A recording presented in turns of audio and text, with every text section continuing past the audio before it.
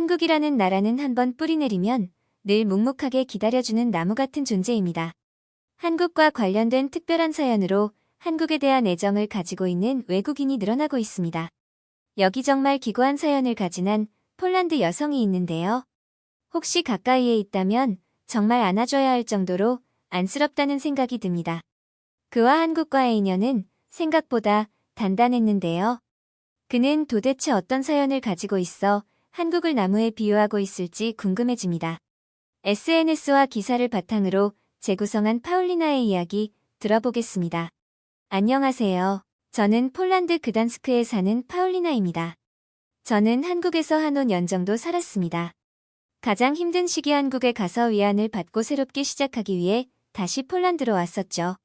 그냥 한국에 쭉 머물렀어야 하나 고민하기도 했었지만 내가 태어난 곳, 슬픔으로 가득 찬 곳이었지만 참아버릴 수가 없어 다시 돌아왔었습니다. 참 인연이라는 것은 신기하죠. 어쩜 운명이 맞을 수도 있을 것 같습니다. 저는 어린 시절부터 참 운이 없는 아이라고 생각했어요. 다르게 생각하면 내가 그들을 만난 건 운이 있는 사람이기 때문일까요? 인생의 어려운 시기에 넘어지지 않고 다시 일어설 수 있도록 힘이 되어준 사람들의 이야기를 하고 싶어서 사연을 올립니다. 술과 도박, 폭력을 일삼는 아버지 탓에 어린 시절은 어둠 그 자체였습니다. 어린 마음의 아버지가 오늘 또 술을 먹고 엄마나 나를 때릴까 늘 걱정이었어요. 어김없이 돈을 잃고 술을 마신 날에는 엄마와 저는 아버지의 화풀이 대상이었습니다. 지금 생각해보면 아버지를 피해 엄마와 나 둘만 살아갈 방법이 충분히 있었는데 엄마는 왜 그렇게 하지 않았는지 궁금하기도 해요. 그러나 물어볼 길이 없습니다. 엄마도 제 곁을 떠난 지 오래전이니까요. 그러나 어른이 되고 한 아이의 엄마가 되다 보니 왜 그렇게 참고 살았는지 어렴풋이 이해가 갑니다. 쉽게 결정을 못 내리게 되더군요. 저도 그랬으니까요. 아버지의 폭력으로 절망 속에서 살던 우리에게 슬프지만 희망이 다가왔습니다. 어떻게 희망이라고 이야기할 수 있을까 너무했다는 생각이 들 수도 있어요. 그렇지만 그때는 그랬습니다. 도박에 빠져있던 아버지가 하루아침에 살해당하고 말았었죠. 아버지만 없었을 뿐 엄마와 저는 힘겨운 삶을 이어갔습니다. 참 세상은 모질다고 생각했습니다. 엄마마저 제 곁에 두지 않았으니까요. 저를 지키고자 더 많이 고생하셨던 엄마는 투병 생활 끝에 하늘나라로 가셨지만 엄마의 얼굴을 봐온 수많은 그 어떤 날보다 엄마의 얼굴이 편안해 보였습니다. 슬프지만 그래서 견딜 수 있었는지 모르겠습니다. 우연한 기회로 한국에 일자리를 구해가게 되면서 세상을 보는 시각 자체가 달라졌습니다. 외국인이라는 다른 시각으로 보는 사람들이 있었지만 제가 어떤 삶을 살아왔는가에 대해서 이야기하지 않아도 되었죠. 세상을 보는 눈이 달라지니 삶도 달라지기 시작했습니다.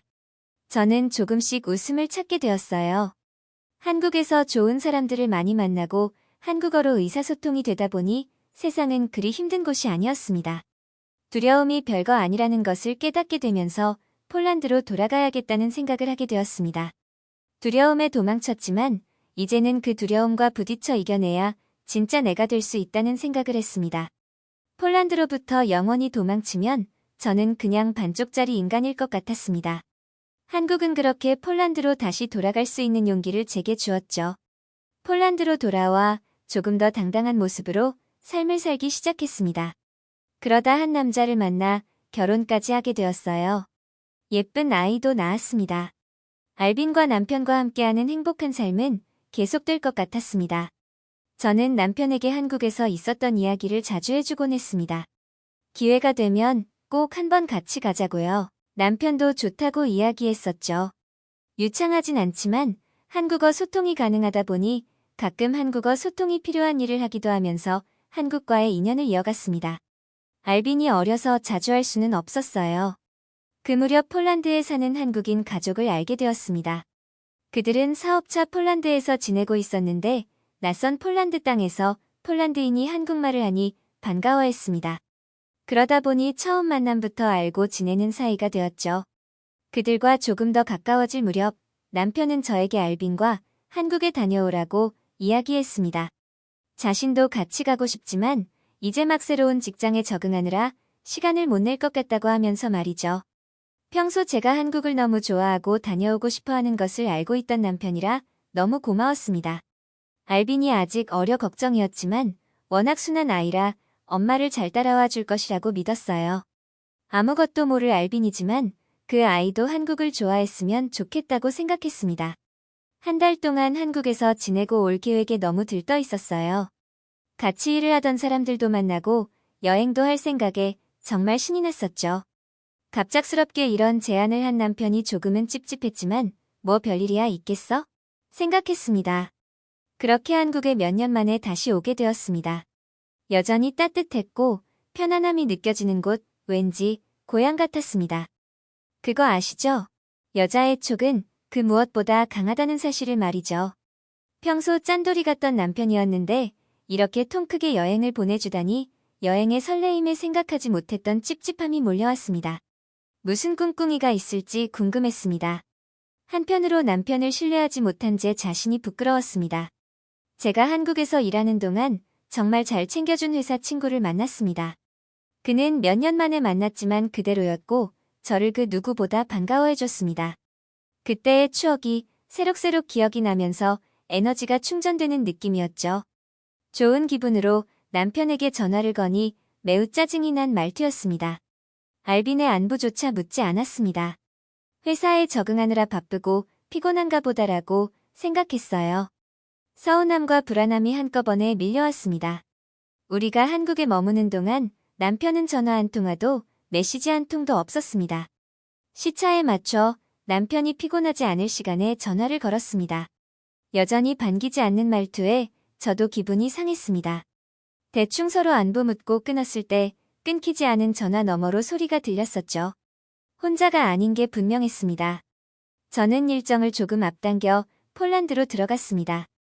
무슨 일이 있는지 확인해야 했습니다. 갑작스럽게 집에 오자 당황한 남편은 정말 혼자가 아니었습니다. 이러려고 저를 여행까지 보냈다는 사실에 미치도록 화가 났었죠. 남편은 미리 연락도 없이 왔다고 오히려 제게 화를 냈습니다. 영화의 한 장면이라고 해도 진부한 이 상황이 너무 억울했습니다. 마음 놓고 바람을 피우고 싶어서 저를 한국까지 보내다니 정말 기가 막혔죠. 한국 여행은 제게 주는 마지막 선물 같은 것이라고 하더군요. 말도 안 되는 소리였죠. 남편은 정리하고 싶다고 했습니다. 알빈과 함께 너가 좋아하는 한국으로 떠나주면 좋겠다고 했습니다. 그 이유를 물어보니 제가 한국을 좋아했고 가고 싶다고 노래를 불렀으니 그렇게 해주겠다고 하는데 이제와 왜 그러냐고 오히려 화를 냈어요. 제가 좋아하는 곳에서 살 수 있도록 해준다며 최대한의 배려라고 하는데 이해가 가지 않았습니다. 그 사람과 새롭게 시작하고 싶은데 제가 걸림돌이 되었던 것이죠. 눈물이 나려던 것을 꾹 참고 이 악물고 따졌습니다. 알빈과 저에게 어떻게 그럴 수 있는지 너무 비겁한 방법이 아니었는지 말이죠. 이렇게 극단적인 방법이 아니었으면 자기를 안 놓아줄 것을 알았기 때문이라고 하더라고요. 우리의 실랑이는 한참 계속되었습니다. 화가 난 그는 결국 저에게 해서는 안 될 짓을 하고 말았죠. 저에게 폭력을 행사했습니다. 알빈이 울자 그 어린아이를 조용히 하라며 밀쳐버렸습니다. 뒤로 넘어진 알빈이 주저앉자 더 크게 울기 시작했습니다. 순간 너무 무서웠습니다. 어린 시절 기억에 알빈을 지켜야겠다고 생각해 도망쳤습니다. 아무것도 챙기지 못하고 나오니 까만 밤 비가 추적추적 내리고 있었습니다. 갈 데가 생각나지 않았어요. 머릿속이 하얗게 변해버렸고 억울하고 분했습니다. 추위에 떠는 알빈을 보자 정신이 번쩍 나긴 했지만 저는 가진 게 아무것도 없었죠. 생각나는 사람도 없었습니다. 친구에게 전화를 걸었지만 거절을 당한 후 어떻게 해야 할지 몰라 발을 동동 구르고 있을 때 그 한국인 가족이 생각이 났습니다. 정말 그때는 예의라는 것을 차릴 수 있는 상황이 아니었습니다. 울며 전화를 했고 놀란 눈치였지만 데리러 와주겠다고 했습니다. 알빈이 춥지 않게 꼭 안아주고 있을 때 그녀가 도착했습니다. 차에서 내린 그녀는 알빈을 먼저 꼭 안아주고는 차에 타라고 일러주었죠. 그리고 그의 집을 향해 가면서 저에게 아무것도 묻지 않았습니다. 무슨 일이 일어나고 있는 것인지 왜 그러는지 말이죠. 아무 말도 할 수 없고 저조차도 정리되지 않은 이 상황에 대해 말하지 않아도 되어 정말 다행이라고 생각했습니다. 운전을 하다 멈출 때 한 번씩 제 손을 살며시 잡아줄 뿐이었습니다. 염치 없지만 이제 안심해. 내가 도와줄게라고 말하는 것 같아서 눈물이 계속 났습니다. 그의 집에 도착해서도 그는 저에게 따뜻한 차 한 잔을 내주고 묵묵히 알빈을 챙겨 재워주었습니다. 그의 남편 또한 비에 젖은 우리의 꼴을 보고도 놀라는 기색 없이 가볍게 포옹을 해준 뒤 편히 있으라며 자리를 살며시 피해주었습니다. 그들의 놀라운 배려에 감동받을 수밖에 없었죠. 며칠 불안과 분노에 떨었던 저는 오랜만에 편안하게 잠을 청할 수 있었습니다. 다음 날 제 상황을 이야기하니 조용히 고개를 끄덕이며 말없이 손을 잡아주었습니다. 파울리나, 자신을 믿어요. 라고 한마디 해줄 뿐이었지만 세상 어떤 말보다 저에게 용기를 주는 말이었습니다. 아직 그렇게 친해지기도 전이었는데 저를 이토록 따뜻하게 감싸줄 수 있는 사람들이라니 정말 고마웠습니다. 저는 힘을 내 전 남편과 단판을 지었죠.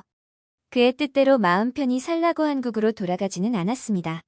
한국을 제2의 고향이라고 생각하고 살고 있지만 이렇게 쫓기듯 도망가고 싶지는 않았습니다. 옆에서 보란 듯이 잘 살아주겠다 다짐했습니다. 그날 밤 저와 알빈에게 했던 위협적인 행동들 모두 모아 벌 받게 해주었습니다. 그리고 깨끗하게 이혼을 했습니다. 저를 지켜봐주던 그녀의 이름은 수연 리였습니다. 아마 그 비가 오는 깜깜한 밤 수연이 저를 데리러 와주지 않았다면 저는 나쁜 마음을 먹었을지도 몰라요. 또한 수연의 위로가 없었다면 저는 좌절해버렸겠지요. 이후에도 수연의 도움으로 일자리도 구하고 알빈과 꿋꿋하게 살고 있습니다. 수연은 언제나 멘토처럼 지혜롭게 살아가는 방법을 저에게 보여주었습니다. 한국 사람들은 또 한 번 저에게 든든한 나무처럼 버팀목이 되어주었습니다. 파울리나의 이야기 어떠셨나요? 힘든 일을 이겨내고 꿋꿋하게 지내고 있다니 누구보다 기쁜데요. 수연이 파울리나에게 보여줬던 것처럼 때로는 수많은 말들보다 옆에서 말없이 지켜봐주는 것만으로 큰 힘이 될 수 있다는 것을 다시 한번 느끼게 되었습니다.